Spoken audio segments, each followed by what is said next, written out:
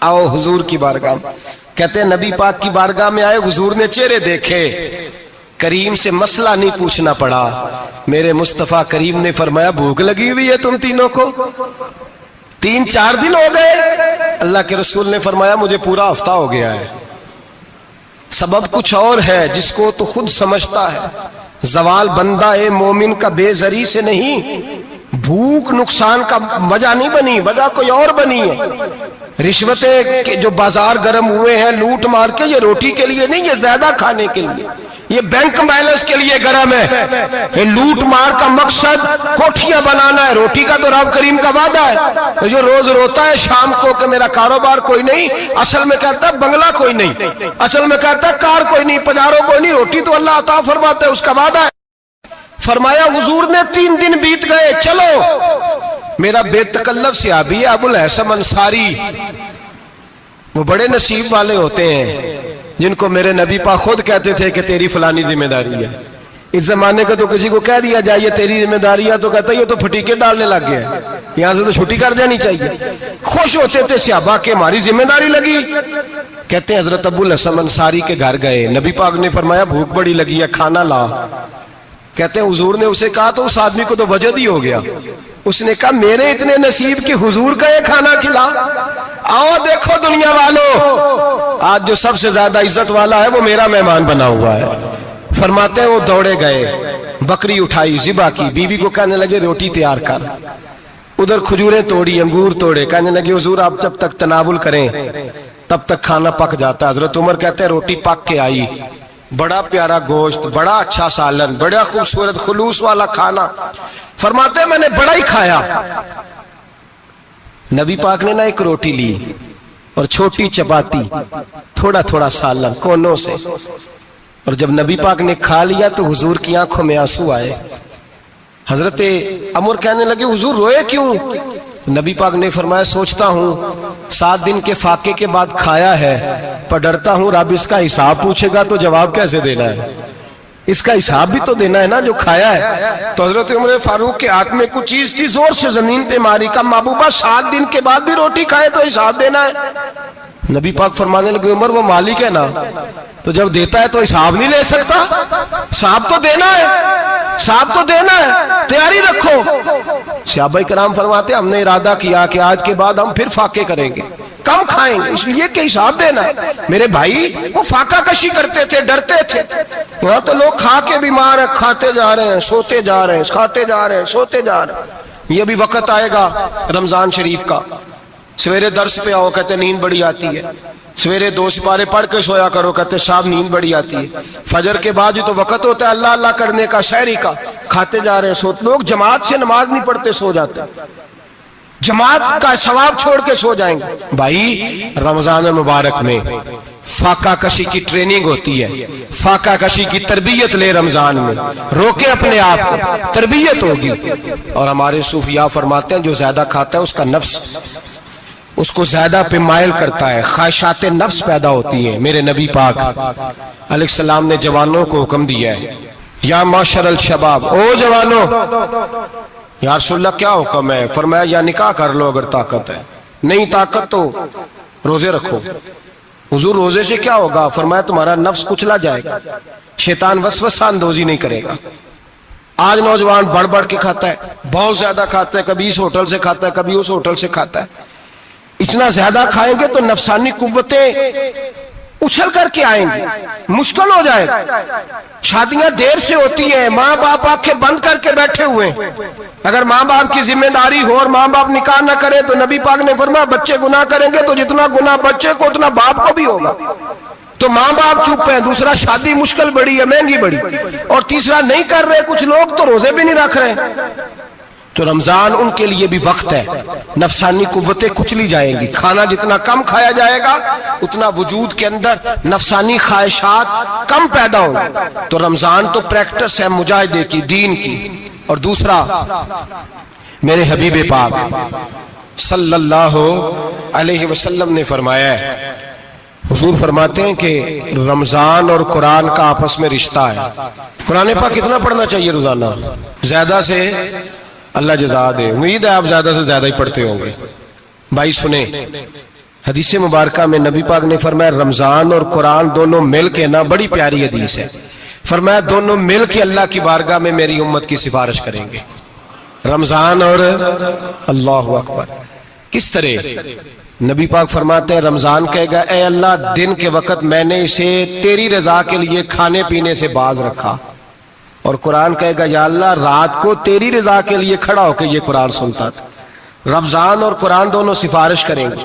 ہم نا بڑا کچھ پڑھتے ہیں، سنتے ہیں، سیکھتے ہیں، اب یقین کریں یہ کھاتے بھائی کا بھائی سے اختلاف ہو جائے نا تو وہ 30 سال پرانے کھاتے کھول کے لے آتا ہے، ساری رات ڈھونڈتا ہے کہ میرے پیسے کہاں سے نکلتے ہیں، پڑھ لیتا ہے۔ قرآن پاک کی باری آتی ہے تو نہیں پڑھتے قرآن پاک۔ ابا جی کا ختم ہوتا ہے تو مانگتے پھرتے ہیں، کہتے ہیں 2 قرآن پاک 10 قرآن پاک۔ یہ باتیں بتانی نہیں چاہیے، کرنی نہیں چاہیے، لیکن چونکہ تربیت کے لیے بیٹھا ہوں تو کر دیتا ہوں۔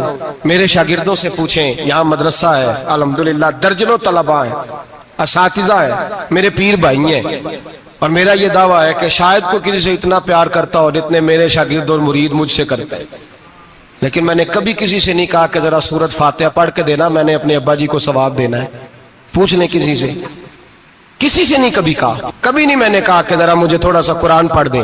میں اس کو ناجائز نہیں کہتا، پڑھوانا چاہیے، لیکن میں اپنے والدین کے لیے کبھی سوال نہیں کرتا کہ مجھے ذرا پڑھ کے دو، میں نے بخشنا ہے، اس لیے کہ میں نے ذاتی طور پہ روٹین بنائی ہے۔ میں سمجھتا ہوں کہ کائنات کے اندر میرے اوپر جن لوگوں نے احسان کیے ان میں سب سے زیادہ حصہ میرے ماں باپ کا ہے۔ میں سمجھتا ہوں اس بات، کتنا نالائق ہوں میں کہ میں 1 مہینے میں ایک قرآن پاک بھی پڑھ کے ان کی روح کو احسال نہیں کر سکتا۔ میرا یہ طریقہ ہے ذاتی، میں قدغن نہیں لگاتا، میرا ذاتی طریقہ یہ، الحمد سے شروع کرو اور 2 سورتیں چھوڑ کے قرآن پاک ختم کر دو آخری، اور پھر فلق اور ناس صورتیں ساتھ لے جاؤ۔ یہاں بیٹھ کے سالے ثواب نہیں کرنا، ختم نہیں دلانا، ساتھ لے جاؤ، قبر پہ کھڑے ہو جاؤ اور فلق اور ناس صورتیں قبر پہ بیٹھ کے تلاوت کرو، اور جو قرآن مجید پڑھا ہے ان کی روح کو وہاں احسال کرو۔ او بھائی، اولاد جب ماں باپ کے لیے پڑھتی ہے تو اسے کہنا نہیں پڑتا اللہ بخش دے، اس لیے کہ اولاد کی نیکیاں خود بخود ماں باپ کے کھاتے میں جمع ہوتی ہیں، خود نیکیاں جمع ہوتی ہیں۔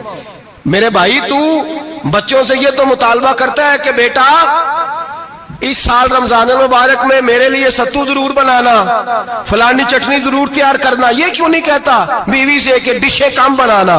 تو بھی بیٹھ کے قرآن پاک پڑھ، میں بھی قرآن پاک پڑھتا ہوں۔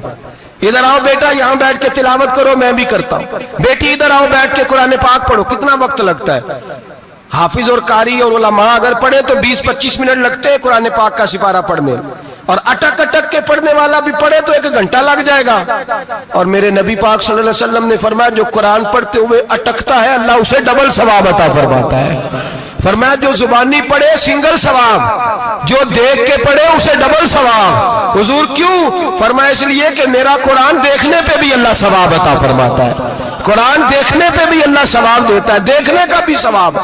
رمضان شریف میں قرآن پاک پڑھے، کھول کے پڑھے۔ اور میرے بھائی اگر تیرا بچہ پڑھے، اگر تیری بیٹی پڑھے، کائنات کا خوش نصیب باپ وہ ہے اس کا بیٹا قرآن پڑھے، چاہے ناظرہ ہی پڑھے، جس کی بیٹی پڑھے۔ زندگی میں انہیں اس کام پہ لگا جاؤ، مرنے کے بعد بھی پڑھیں گے۔ امام جلال الدین سیوطی شافعی رحمت اللہ علیہ فرماتے حضرت عیسیٰ قبر کے پاس سے گزرے، قبر پہ عذاب ہو رہا تھا، اللہ کا غضب برس رہا تھا، جناب عیسیٰ استغفار پڑھتے ڈرتے گزر گئے۔ تھوڑی دیر کے بعد، چند گھنٹوں کے بعد گزرے تو اسی قبر پہ پھول کھلے ہوئے تھے، رحمت برس رہی تھی۔ حضرت عیسیٰ علیہ السلام عرض کرنے لگے مولا تو بے نیاز ہے، میری طاقت نہیں تیرے کاموں میں بولنے کی، پر ابھی تو یہاں عذاب ہو رہا تھا، ابھی رحمت برس رہی ہے۔ جناب عیسیٰ کہتے ہیں آواز خدا بندی آئی، عیسیٰ بندہ بڑا گناہگار تھا، پاپی تھا، مجرم تھا، خطا کار تھا، لیکن جب اس کا انتقال ہوا اس کی بیوی حاملہ تھی، اس کے پیٹ میں بچہ تھا، بچہ اس کے انتقال کے بعد پیدا ہوا، آج وہ 4-4.5 سال کا ہوا ہے، مکتب میں گیا ہے، مدرسہ میں گیا ہے، استاد نے بسم اللہ شریف پڑھائی ہے، فرمایا اس نے توتلی زبان سے کہا ہے بسم اللہ الرحمن الرحیم، کہ عیسیٰ مجھے بتلا اس زمین پر وہ معصوم جسے ابھی رحمان اور رحیم کہنا نہیں آتا، وہ توتلی زبان سے مجھے رحمان اور رحیم کہے اور میں اسی زمین پہ اس کے باپ کو عذاب دوں؟ فرمایا اس نے ایک بار رحمان اور رحیم کہا ہے، میں نے اس کی باپ کی قبر کو نور سے معمور فرما دیا ہے، نور سے بھر دی ہے قبر، برکت سے بھر دی ہے۔ اللہ کرے میرے بیٹے بھی قرآن پڑھیں، اللہ کرے میری بیٹیاں بھی قرآن پڑھیں، اللہ کرے ہم سب کی اولادیں قرآن پاک پڑھیں۔ دیکھیں نا امام اعظم ابو حنیفہ رمضان میں 61 قرآن پاک پڑھتے تھے۔ کتنے؟ 60 ٹیک اللہ اکبر۔ ایک قرآن پاک دن میں پڑھتے پورا، ایک رات کو پڑھتے، ایک تراویح میں پڑھتے۔ 61 قرآن پاک امام صاحب پڑھتے۔ آپ فرماتے میں نے چھوڑ دیے سارے وظیفے، میں صرف رسول اللہ کا قرآن پڑھتا ہوں۔ رمضان سارا قرآن پاک، سارا رمضان۔ اب تو عادت ہی نہیں رہی ہمیں قرآن پاک کی۔ اگر لوگ ناراض نہ ہو تو محفل نعت ہوتی ہے تو تلاوتیں کتنی ہوتی ہیں، اور نعتیں ہم نے ذوق ہی نہیں بنایا، ذوق ہی نہیں بنایا ہم نے تلاوت قرآن کا، اس لیے کہ قراء علماء فقراء ان کو ہم تیار ہی نہیں کر رہے، ہم تو ایکٹر پال رہے ہیں جو پیسے لیتے ہیں نعت خوانی کے، معاذ اللہ۔ او میرے بھائی، کیا قرآن میرے نبی کی نعت نہیں؟ حضرت عائشہ صدیقہ رضی اللہ تعالیٰ عنہ کے پاس صحابہ گئے، کہنے لگے اماں جی ہمیں نبی پاک کا اخلاق بتلائیں، تو اماں جی کہنے لگی جاؤ جا کے قرآن پاک پڑھو، قال خلقہ القرآن، سارا قرآن میرے نبی کے اخلاق کا انعام ہے۔ یہ ساری نعت ہے، یہ ساری نعت ہے۔ اس نعت کو سننے لوگ کیوں نہیں آتے؟ اتنا رش میں اپنے نعت میں اتنا تراویح پہ کیوں نہیں ہوتا؟ اور ملت کا جوان یاد رکھے، بوڑھے تراویحاں پڑھتے ہیں، ضعیف تراویحاں پڑھتے ہیں، گھٹنوں میں درد ہے تراویحاں پڑھتے ہیں، بیمار بوڑھے تراویحاں پڑھتے ہیں، جوان وہاں چوک میں کھڑے۔ کیا جوانی اس لیے ہے چوکوں میں کھڑا ہوا جائے؟ کیا جوانی اس لیے ہے کہ سعودی عرب جانے کے لیے پاسپورٹ بنانا ہو تو 2.5 گھنٹے کھڑا رہے تو؟ شناختی کارڈ کے دفتر تو کھڑا رہے، پروٹیکٹر کے لیے کھڑا رہے، کافروں کے سامنے کاسا لیسی کرنے کے لیے تو کھڑا رہے، تو نوکری پہ جائے تو ساری رات کھڑا رہے، اور تو قرآن کے لیے کھڑا نہیں ہوتا؟ میرے محبوب نے فرمایا من قام ایمانا واحتسابا غفر له ما تقدم من ذنبه، فرمایا جو رمضان المبارک میں اللہ کی رضا کے لیے گناہوں کی معافی کے ارادے سے قیام کرے گا، راتوں کو عبادت کرے گا، اللہ اس کے پچھلے سارے گناہ معاف فرما دے گا۔ نوجوان ارادہ کریں، پروگرام بنائیں کہ انشاءاللہ قرآن پڑھنا بھی ہے، قرآن پڑھوانا بھی ہے، سننا بھی ہے، اور انشاءاللہ بولیے سننا بھی ہے اور پڑھنا بھی ہے اور پڑھانا بھی۔ ہمت کریں، دلیری کریں، آکے کھڑے تو ہو، اللہ توفیق عطا کرے گا۔ پہلی بات یہ کہ روزہ رکھیں، دوسری بات یہ کہ قرآن پاک کی تلاوت کریں، اور روزہ رکھیں تو روزے کے سارے حسن سمیت اسے رکھیں۔ نبی پاک نے فرمایا رمضان غمخاری کا مہینہ ہے، غمخاری کریں۔ ہمارے زمانے میں 2 قسم کی تکلیفیں ہیں، ایک تو غریب آدمی، اس کا حال یہ ہے کہ وہ مانگتے ہی گزارا کرنا چاہتا ہے، اس نے ہاتھ یوں کر لیا ہے تو اب اس کا یوں ہونے کو تیار نہیں۔ ضرورت اگر کسی آدمی کو کسی دروازے پہ لے جاتی ہے تو برا نہیں، لیکن سوال کا اپنے اوپر دروازہ کھول لینا یہ ٹھیک نہیں۔ فاقہ کشی پیدا کریں، حوصلہ پیدا کریں، تھوڑے پہ گزارا کرنا سیکھیں۔ غریبوں کو بھی اجازت نہیں کہ وہ نکل کھڑے ہوں میدان میں مانگنے کے لیے، ٹولیاں نکلتی ہیں رمضان میں، جتھے نکلتے ہیں خیرات کٹھی کرنے والے۔ بچیں، میرے نبی پاک صلی اللہ علیہ وسلم نے فرمایا جس نے بغیر ضرورت کے سوال کیا، جب قیامت کے دن آئے گا تو اس کے چہرے کے اوپر گوشت نہیں ہوگا، صرف ڈھانچہ ہی ہوگا۔ اتنی بھیانک صورت میں آئے، بغیر اشد ضرورت کے سوال نہ کر، کبھی سوال نہ کر۔ اور امیروں سے گزارش ہے کہ رمضان ہمدردی کا مہینہ ہے، ہمدردی کریں تو سامنے والے کی عزت کا بھی خیال کریں۔ یہ بات درست ہے کہ غریب سیاڑا نہیں ہوتا، اس لیے کہ جس کی جیب میں پیسے نہیں ہوتے بھائی اسے عقل بھی نہیں ہوتی، جس کے گھر کار نہیں ہوتی اسے چلانے کا طریقہ، جس کے گھر اوون نہیں ہوتا اسے چلانے کا طریقہ بھی نہیں آتا، جس کے گھر میں چیزیں ہوتی ہیں اسے چلانا بھی آ جاتا ہے، جدے گھر دانے اودے کملے بھی اس کے سیانے ہو جاتے ہیں۔ تو چودھری صاحب، سیٹھ صاحب، نواب صاحب آٹا تقسیم کرتے ہیں، کھڑے ہو کے فوٹو کھچاتے ہیں، فیس بک پہ دیتے ہیں، اور ایک آٹے کا تھیلا اور 10 اخباروں میں فوٹو۔ اللہ سے ڈریں، رمضان ہمدردی کا مہینہ، ہمدردی کا۔ غریب کو دیں تو اس کی عزت کو رسوا نہ کریں، میرے نبی پاک علیہ السلام کے صحابی حضرت عبداللہ ابن عمر رضی اللہ تعالیٰ عنہ ڈھونڈ کے لاتے تھے مسکینوں کو، ڈھونڈ کے، اور جب لاتے تھے تو اپنے دسترخوان پر بٹھا کر اپنے ساتھ افطاری کرایا کرتے تھے، اور پھر فرمایا اللہ تعالیٰ نے لن تنالوا البر حتی تنفقوا مما تحبون، اللہ کے راستے میں وہ چیز دینی ہے جو تمہیں زیادہ پیاری ہو۔